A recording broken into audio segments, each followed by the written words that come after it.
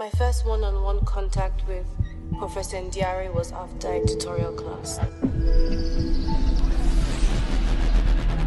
Scholars, we are in the presence of academic royalty. What's your name? Morimi. Moremi. I'm not asking for your all of residence, I'm asking for your name. Orúkọ mi ni Morimi. Faut voir que vous avez un souci avec votre voiture. Vous parlez français?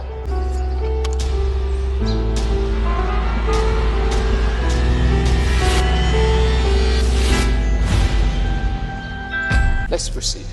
It was she who offered sex to me. She was infatuated by this man. There was no infatuation. She wanted to indulge me.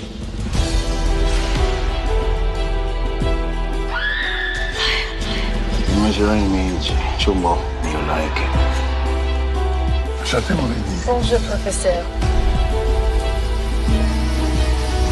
Become the poster girl for every woman with a grudge against the male lecturer on this campus.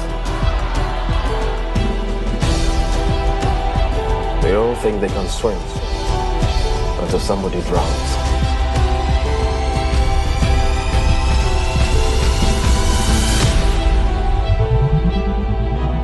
Welcome back to my YouTube channel. My name is Alesha Muyosaroliwa, and yes, thank you for coming back to my channel for another movie review. Today I will be reviewing the movie you already know. You saw the trailer earlier on. Yes, it's the movie Citation. It's a new movie on Netflix, actually a Netflix original that dropped on the 6th of November 2020, and it's one movie that a lot of people have been making noise about. I remember that some time back, I think during the pandemic, I saw Kunle Afolayan talk about the movie and the fact that it was coming soon, but I don't think I really had an idea that it was going to be a Netflix original. But when it eventually came out and everyone started talking about it, I was like, okay, this definitely needs me to stop, take a pause and look. And that was exactly what I did. I decided to take a pause and look at the movie, take a look at the movie yesterday. That's the same day it came out, November 6th. And I must say that I have quite a number of things to say about this movie, but I'm going to try as much as possible to take it one step at a time, because quite a number of things were fascinating about the movie. At the same time, I had a bit of reservation about the movie. First, let us start off with acknowledging the fact that according to some of the things I saw, this is a real life movie, so it's based on real life experience, and I don't know by who, for who, with whom it happened, but hey, not so much information was reviewed in that line, but hey, it's a real life movie, a real life story turned into a movie. And you already know, for those who have seen the movie, but for those who haven't seen it, it's a movie directed and produced by Kunle Afolayan, and I think you would agree with me that Kunle Afolayan is one of the amazing producers and director that we have in Nigeria at the moment. All of his movies usually come out top notch, apart from maybe what's it called now? What's that movie title? Mokalik, that people say is maybe overrated. I don't know, I've not seen it. I decided not to say it because I wasn't liking some of the things that people said about the movie, but I'm going to take time out to see the movie. I think that was his last movie, Mokalik, that has Simi on it. But hey, moving on from that, he decided to come with this one, Citation, and has quite a number of amazing actors and actresses on it. And one of the things that I think I like about this movie is the fact that when I saw the cast, when I saw the people on the movie, I was like, okay, I haven't seen these people in a long time. I haven't seen some of these people ever in a movie. That was how I felt. I'm like, when you see Ibikun, Awosika, you see Temi, Otedola, you see Yomi Fashlan. So I haven't seen in a movie in a very long time, and that's main character, I'm talking about Dr. Lucien. His name is Jimmy. I think his name is Jimmy Louis something, I can't remember now, but hey, this is his picture. Is actually an American actor, like an Haitian American born actor, and is featured in quite a number of Hollywood movies, and I think I saw some Nollywood movies. I think he actually featured in Esoe. I'm not sure I saw that movie also, but seeing him in this movie, I'm like, okay, what's the connection? How did they get him? You know, I had so many questions, but then I realized that it's a Netflix movie that tend to portray diversity in Africa, even at the same time, because we had about 4 different languages spoken in the movie. We had I think the language is Jollof. I don't know, I can't remember now, but it's a Senegalese language. We had Yoruba, we had English, we had French. So you can understand the diversity that they brought into the movie when it comes to language and culture. So yeah, when I saw him, I'm like, I like this guy, you know. That's the way Iniedo, who is also in the movie, by the way, was like, I like this guy. Okay, so we had that varied cast on the movie. Definitely Gabriel Afolayan, Kunle Afolayan, Seun Kuti made a special appearance on the movie. Ibrahim Gimba, yeah, I think that's his name. Amazing cast, if you ask me. And like I said, these are people I have not seen in a movie in a long time. Joke Silva also. They are people I haven't seen in a movie in a long time, most of them.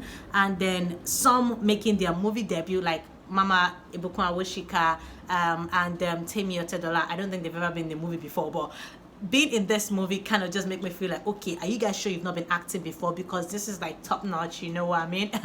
So yeah, those are some of the people on the movie. Yeah, I will not forget Bukumi Oluwashina, who, by the way, is the first time I'm seeing her movie. I know her on Instagram as an actress, but I have never seen her movie before. But this one, I think I really liked her on it. And yeah, I liked a character too, because a character had the presence. You know, one of the things I'm beginning to love about Nollywood movies is that characters are the characters in the movie are people who do not just come in to play a particular role. They have presence, and I think that as not so what's that word now, main character, as not so main as Ibikun Oluwashina's role was.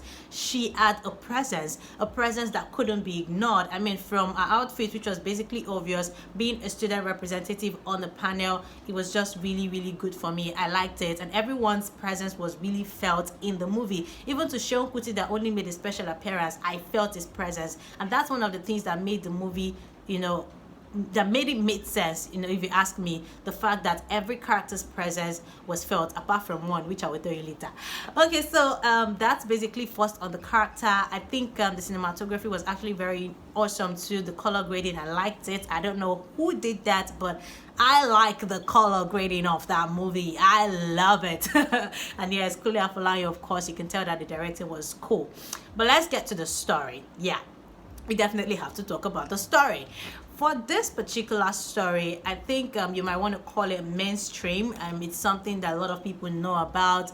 It's in a university setting, sex for grade kind of storyline, where lecturers make students prey on students in exchange for grade and trying to have sex with them, sexual harassment and all those stuff. You know, it's something predominant in the Nigerian education sector. We have it go on and on and on and on these days, even though sometimes it feels like now we are not hearing so much about it, and it's probably, I mean, it feels like they're covering up a lot of things right now, but hey, it's still happening. If you ask me, it definitely is still happening. And recently we had a Kiki Modi who went undercover to unveil a story of this kind. I don't know, like I said, I don't know if this is, I don't think this is even relating to her story, because she would have said it. I saw a tweet after she saw the movie, but hey, I don't think this is something that is connected to her or with her. But basically, Sex for Max, which particularly I think is a very beautiful movie, and like I said, I like that Nollywood is getting back to adopting real life issues into movies, which I think is really cool. Like, we just came from Oloture to this one, and yeah, you can always imagine what it felt like watching it. And then it opened up with a first scenario, or a first scenario basically of another student who had been engaged with a lecturer who was trying to have sex with her in exchange for marks. You know, of course, she already caught him on on record, like on phone call. She recorded their phone conversation where it was asking her to come to a particular hotel. That was fine enough to maybe just hand them over, but basically because most students are not, they don't even feel safe handing them over to the university, they decided to take laws into their own hand, and herself, her boyfriend, and some other friends decided to beat him up, shame him, embarrass him while he was caught in the act, and somehow he died.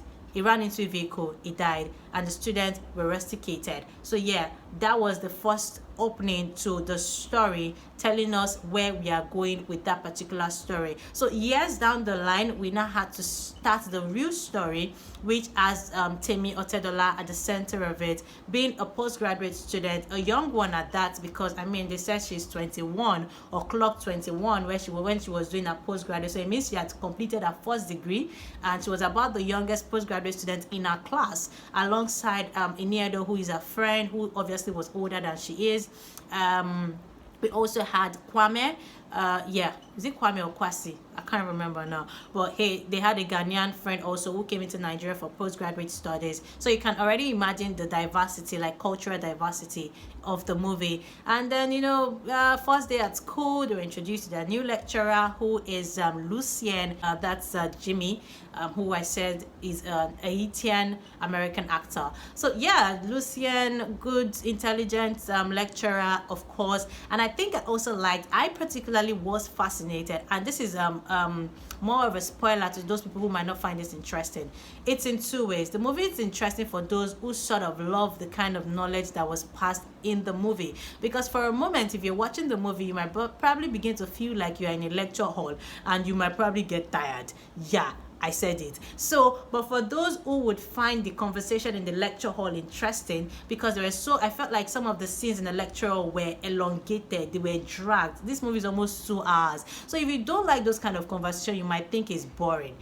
Yeah, even for me, who love international relations, whose discipline is international relations, I found it boring at some point, because I'm like, okay, this is a movie, let's do sharp. Why are we still on this scene? I felt that way. But to be very honest, it was quite enlightening. The conversation was things that I know personally. When you're talking about waters, territory, and all that stuff, they were quite interesting and educative. But hey, if you don't like that kind of conversation, I don't know, you might find it boring, okay? But hey, the classes and everything, until Iniedo is Gloria, had an eye on the new lecturer, Dr. Lucien, and she was quite vocal about it. And then we had Temi Otedola meet a new guy on campus who at the beginning thought she was a fresher, but then he was able to correct himself at the end of the day. That's Gabriel Afolayan. And then interesting love story and that angle. The whole Yoruba thing, I felt like Temi Otedola did well with trying to speak Yoruba, even though it wasn't exactly smooth, but I think she gave it a try and I liked it. So everything was just in between. And then Temi, being a brilliant student, Lucien, the lecturer, became attracted to her, and then he was trying to do good by her. I think another scene, or when the whole thing started, was when he faked not knowing how to drive his own car, which I think was ridiculous, because I mean, it is your car. How come you suddenly don't know how to drive your car? How did Temi, that's Moremi, that's her name in the movie, how did she fall for that kind of thing? I mean, as much as they were trying to make sense by connecting some circumstances, I still had to question it. Like, okay, it's your car. You obviously must have driven that car to that point, or maybe the school gave you because you're a new lecturer in the school. But again, if you couldn't drive it, you would have told them. I don't know, but basically, he started faking like he couldn't drive his own car when he saw her, and she decided to teach him how to drive. I felt some kind of way about that storyline. I wouldn't lie. I felt some kind of way about it. But they got close, and then they had to go to Senegal for a particular paper presentation in line with a project as a postgraduate student, and that was where everything started. So it was just a bit of love story here, the lecturer over there, and then most part of the movie was basically just trying to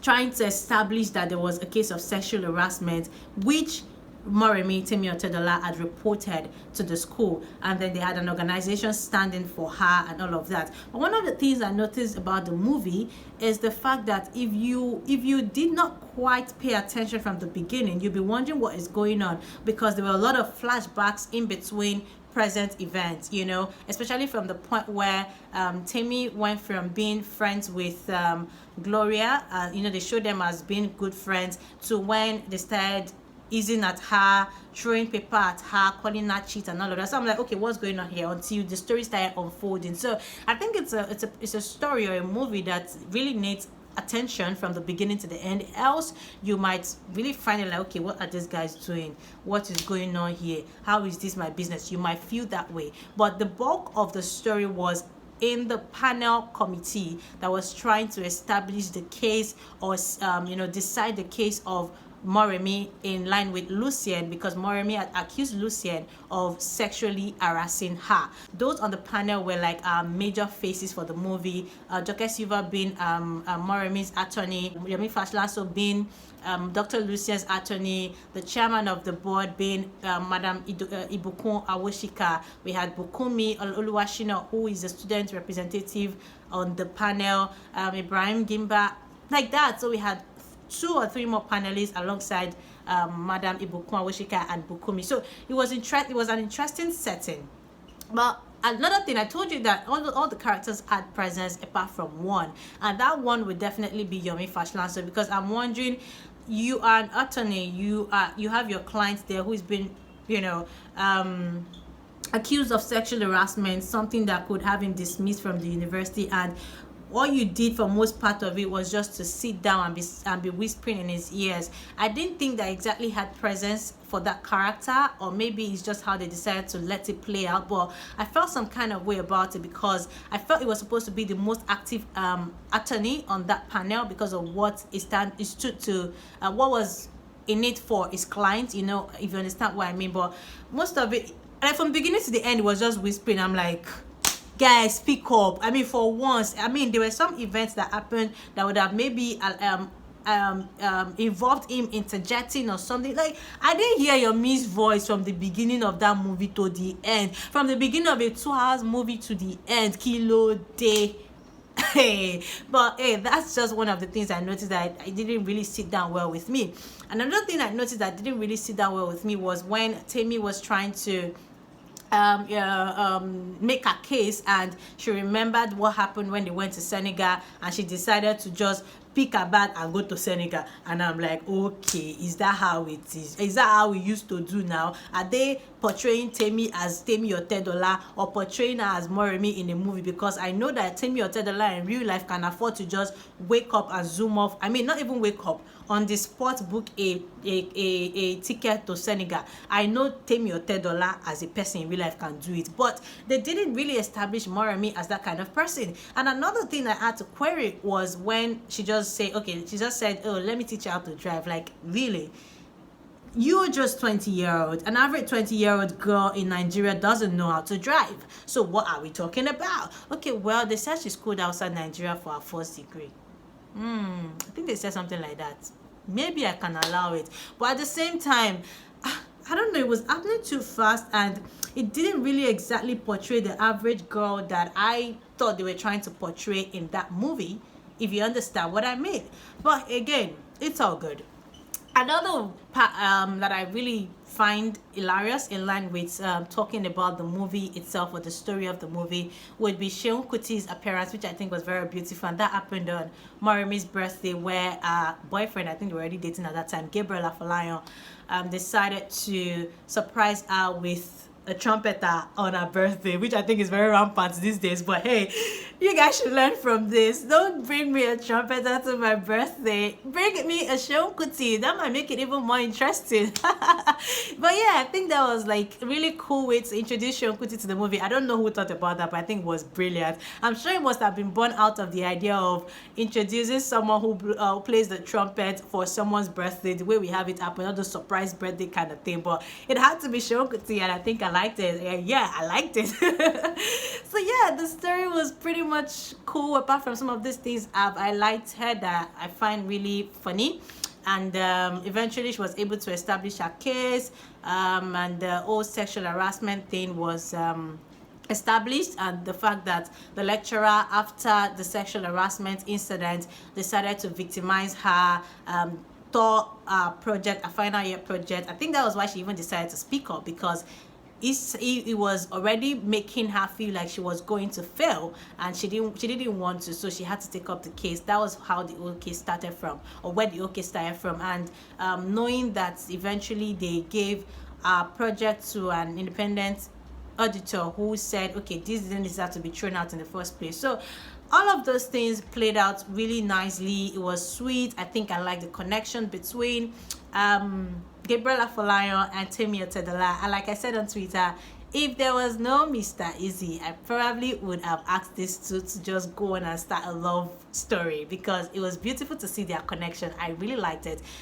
Here is one of the scenes, I think the scenes where he finally wanted to be on her side. You know, it felt like, okay, maybe I let her down. I didn't believe her. I didn't stand by her side through this case. And, you know, they had that moment of, I miss you too. I'm like, ooh. And when she finally won the case too, I liked that moment also. It was really, really beautiful, cozy and nice. So yeah, all of those things happened, which I think is a very beautiful story again, but not without its flaws. And those are some of the things that I said. Majorly the fact that as much as they wanted to connect all the dots, it still felt like they were overdoing it and making some things not relate to the average Nigerian setting which they were trying to portray in the first place. But at the same time, I like the diversity, I like the cultural infusion, I like the soundtrack in the movie. Majorly the fact that it was diverse. I mean, we had songs in Yoruba, songs in French, songs in, is that language from Senegal? I don't know if it's Jollof or Tolof, but it's something in that line. So all of those languages, we had songs in that line, and it was quite beautiful. It was just very relaxing for me. I even saw it midnight, so I just really relaxed and chilled all through the conversation. Majorly, I'm going to give them thumbs up for taking up a societal issue and addressing it the way they did. I hope that it would give strength to quite a number of more people to speak up, but I don't know if the way they portrayed the Senate meeting or Senate panel is the way it goes. Like, it was so chilled and calm, and yeah, how would I forget my favorite scene from that Senate movie? My favorite scene would definitely be where when Moremi brought someone whose family already had an encounter with Lucien to be a witness in the panel. And the way when Lucien saw the person and the way he came up, like, what is he doing here? And then Ibikun was like, please, why are you questioning what he's doing here? He's a witness, let's hear me. Like, I am this, I am that, I am a doctor, I am a this. And then Ibikun Awosika watched him say all of that, and she decided to throw in her own qualification. I think that was really brilliant. Like I said, this is it has a kind of class and intelligence to it. And that's why I feel kind of chilled seeing from the cast. You already know that it already established it as a very intelligent movie. Yeah, so I wasn't even shocked when I saw that play out, and I totally enjoyed it. So I think it's a good movie. For what it's worth, I mean, I think it's a good movie, very timely. It's something that every young girl should watch so that they know how to get on with such naivety, especially when it comes, because I felt like Moremi was naive also. I mean, the lecturer was touching you, already touching your body, and you're still saying, what is it? Thank God for the Kung Fu lessons that Gabriel gave her. You know, it might probably have had his way, but thankfully it did not. So yeah, I think I just really like it. I really like it. I like it. Yeah, apart from some of those things, it was a good watch. It was really, really a good watch. And if I were to rate this movie, I'd rate the movie 6/10. Yes, 6/10, because it's a mainstream story. And portraying a mainstream story, you really didn't have to go all those way. I mean, like the old driving thing I talked about, which almost made me feel like, okay, this might not be an average Nigerian girl, even though it's an average Nigerian girl that is being portrayed. So if you ask me, I'm definitely going to rate this movie a 6/10. I think it's a good movie, although I felt like some things were dragged, which was unnecessary, but all in all, it was a good watch and I totally enjoyed it, and I think you should watch it too. Let me know what you think about the movie, your favorite part, what you love the most, basically everything you think about it. Let me know in the comment section down below. And I think that we already have, as much as we didn't have so many movies this year because of the pandemic, we already have some movies that stand a chance of winning interesting awards at the end of the day. Citation, Oloture, we might just be looking out for more, and I'm looking out for Temi in more movies. Like, I'm totally looking out for her in more movies. Yeah, I said that. All right, guys, thank you for watching. That's all I'm going to tell you. I think I just came to gist with you and just let you know what I think about this. Remember to like and subscribe to my YouTube channel. See you guys soon. There's so many movies coming out and I cannot wait to share with you my thoughts on them. So yeah,